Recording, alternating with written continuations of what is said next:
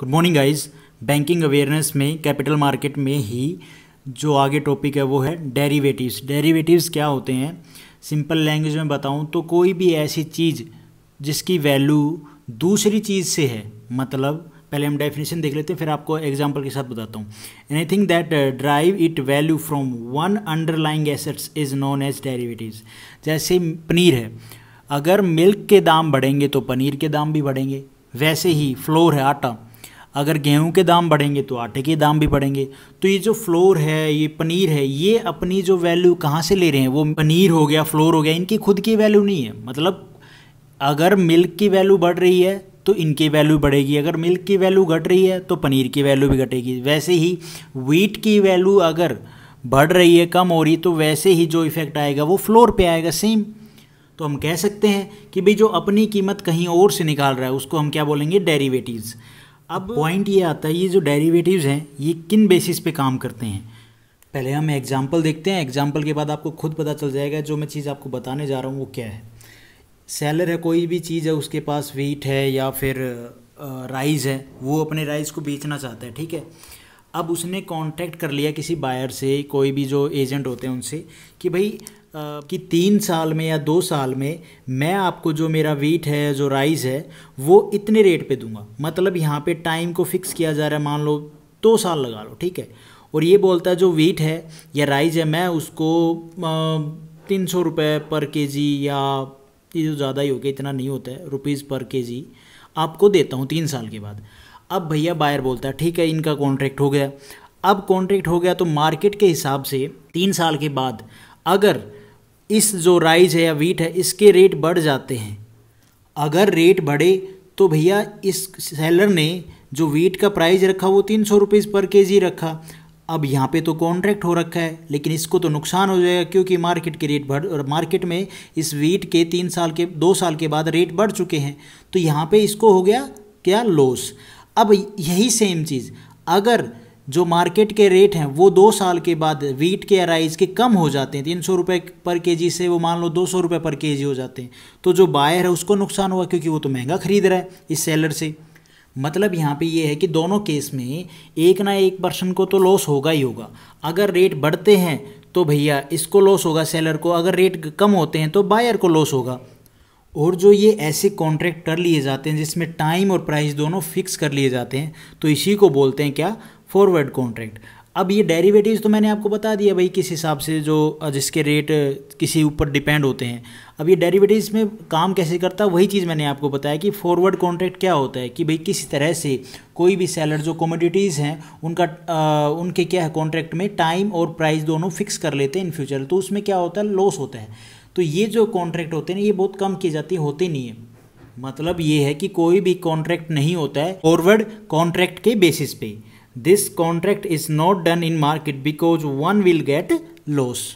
उसके बाद है फ्यूचर कॉन्ट्रैक्ट। इसमें क्या होता है, टाइम तो फिक्स होता है लेकिन प्राइस फिक्स नहीं होता है। एक पर्सन है वो बोलता है मैं आपको इतना गोल्ड दे दूंगा 2 साल के बाद, लेकिन जो प्राइस होगा वो उस टाइम पे मार्केट के हिसाब से होगा, तो उस टाइम पे मार्केट का जो भी हिसाब होगा उसके हिसाब से वो गोल्ड सेल करेगा। तो यहाँ पे क्या होता है, ये फेवरेबल होता है, इसमें किसी का नुकसान नहीं होता है। वैसे ही शेयर होते हैं मार्केट में कि भाई शेयर को 2 साल के बाद इस जो भी मार्केट का रेट होगा उसके हिसाब से खरीद लेंगे, बेच लेंगे, वो चीज़ है। तो यहाँ पे क्या हो रहा है, फ्यूचर कॉन्ट्रैक्ट में जो कॉन्ट्रैक्ट होता है, चाहे कि किसी भी कमोडिटीज़ पे ऐसा फ्यूचर कॉन्ट्रैक्ट हो जिसमें टाइम तो फिक्स है लेकिन जो प्राइस है वो मार्केट के हिसाब से उस टाइम पे लगाया जाएगा, तो इसको हम बोलते हैं future contract. Future date according to future price. भाई फ्यूचर तो डेट तो रख दी इस टाइम पे 2 साल के बाद 3 साल के बाद, लेकिन जो प्राइस होगे वो उस टाइम पे जो भी मार्केट का रेट होगा उसके हिसाब से, ठीक है। ये तो होगा फ्यूचर कॉन्ट्रैक्ट। उसके बाद है ऑप्शन। ऑप्शन क्या है, this is also a contract. अब ये क्या है, ऑप्शन में क्या होता है, ये क्या करता है, इंश्योरेंस प्रोवाइड करता है। इंश्योरेंस प्रोवाइड किसको करता है, वो पर्सन जो सेल कर रहा है और वो पर्सन जो बाय कर रहा है, दोनों को। उस टाइम पे ये एक इंश्योरेंस का काम करता है, किसके लिए, जो बेचता होगा उसके लिए, जो खरीदता होगा उसके लिए। अब ये कैसे काम करता है, देखो एक एग्जाम्पल लेते हैं। जैसे मैं हूँ, ठीक है, मैं एक सेलर हूँ, यहाँ पे सेलर के तौर पे मैं अपने आप को रखा हूँ और बायर के तौर पे आपको रखता हूँ। अभी मेरे पास टाटा के शेयर हैं, ठीक है जी, मैं अपने शेयर बेचना चाहता हूँ। मैं बोलता हूँ कि भाई ये जो शेयर है मैं आपको 2 साल बाद इनको, मतलब जो आप हो आपको मैं 2 या 3 साल बाद ये शेयर बेचता हूँ, और ये मेरे पास है मान लो 200 शेयर, 200 या 300 जो भी लगा लो, 200 शेयर लगा लो, 200 शेयर हैं और एक शेयर की वैल्यू मैं रखता हूँ 500, ठीक है। तो मैं इस रेट पे मतलब एक शेयर की वैल्यू कितनी होगी 500, 200 शेयर मैं आपको दे दूंगा। तो यहाँ पे टोटल अमाउंट कितनी होगी मेरे शेयर्स की, यहाँ पे जो टोटल वैल्यू है मेरे शेयर्स की वो कितनी होगी 1 लाख रुपए, है ना। अब भैया बात आती है कि 2 साल के बाद जो मैंने टाइम रखा, सॉरी 3 साल के बाद, 3 साल के बाद जब मैं शेयर बेचता हूँ इस बंदे को, तो यहाँ पे मार्केट रेट इस शेयर का चल रहा है कितना 600 रुपये। तो 600 रुपये चल रहा है। अब भैया मेरे को तो नुकसान हो रहा है, मैं इसको कैसे बेचूं, क्योंकि जो शेयर का रेट चल रहा है वो तो 600 रुपये चल रहा है।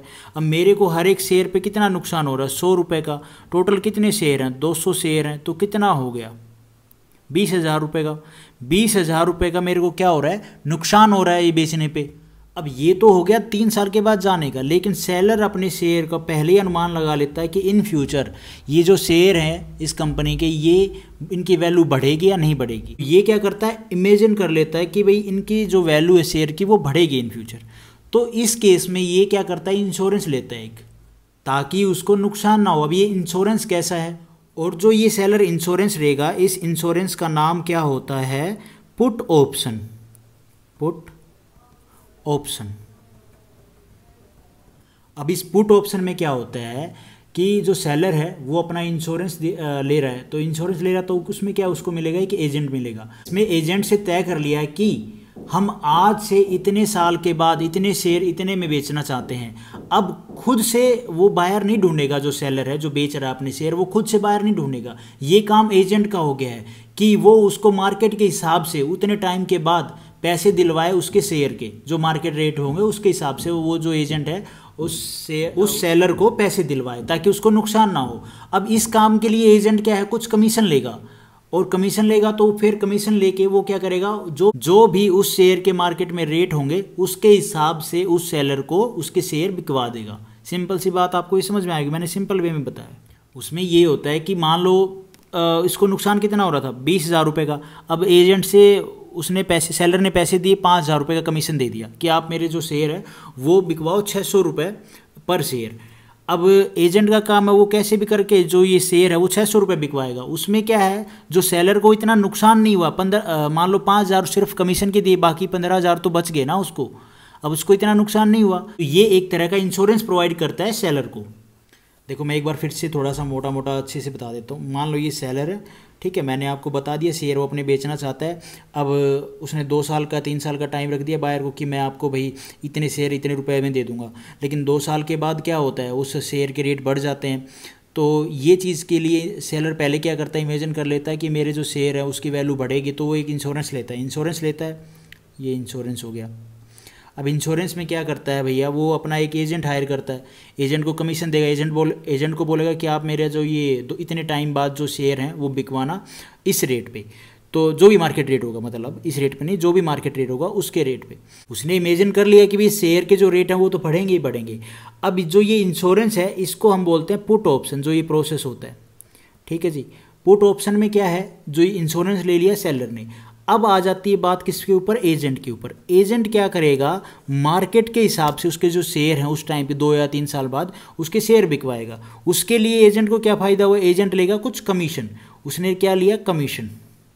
अब कमीशन लेके मान लो जो सेलर है उसने 5,000 रुपये कमीशन दे दिया। मैंने यहाँ पे ऊपर एग्जांपल बताया, उसको नुकसान हो रहा था पहले 20,000 का, उसने 5,000 रुपये का कमीशन दे दिया, तो उसको फिर भी 15,000 रुपये तो बच गए ना, उसको इतना लॉस नहीं हुआ जो पहले लॉस हो रहा था।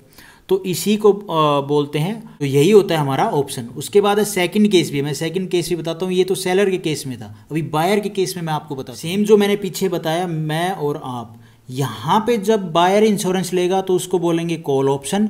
उसमें जो सेलर इंश्योरेंस ले रहा था तो उसको बोला हमने पुट ऑप्शन, ठीक है।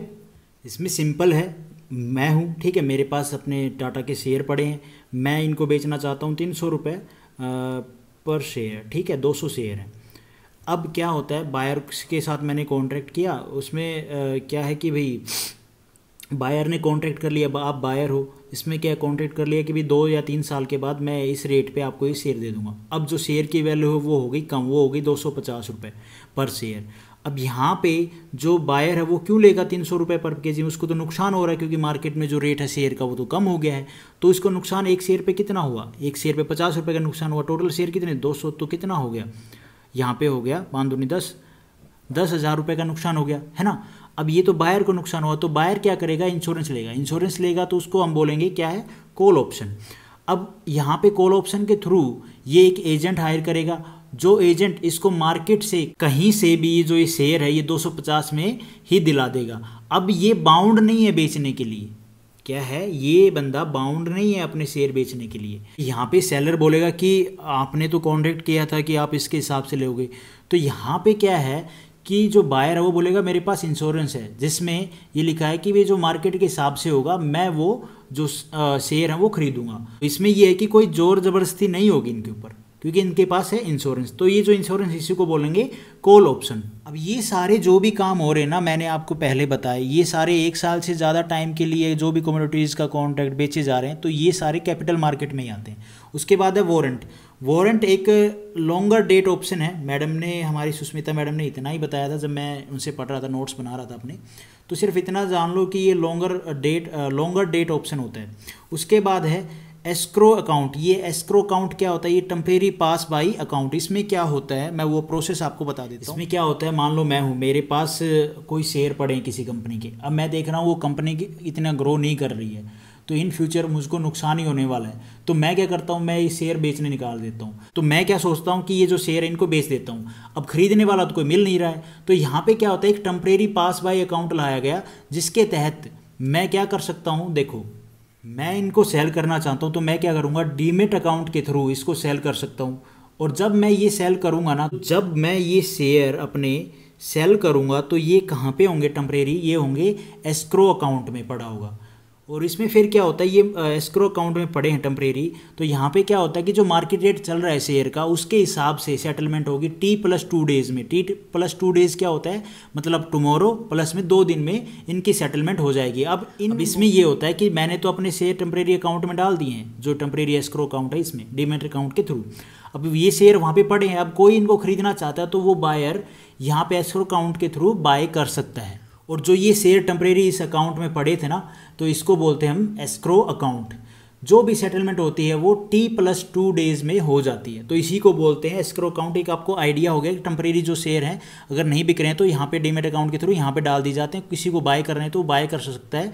और ये सेटलमेंट कितने दिन में हो जाती है, T+2 डे में। T+2 डे बोले तो टुमारो मतलब आज, और प्लस में 2 दिन में ये सेटलमेंट हो जाती है, शेयर को खरीद लिया जाता है जो भी बायर इसमें इंटरेस्टेड होता है। तो आज इस वीडियो में इतना ही करते हैं। Thank you for watching this video. Video आपको ठीक लगी तो लाइक करना, चैनल पे नए हो तो भाई सब्सक्राइब करना।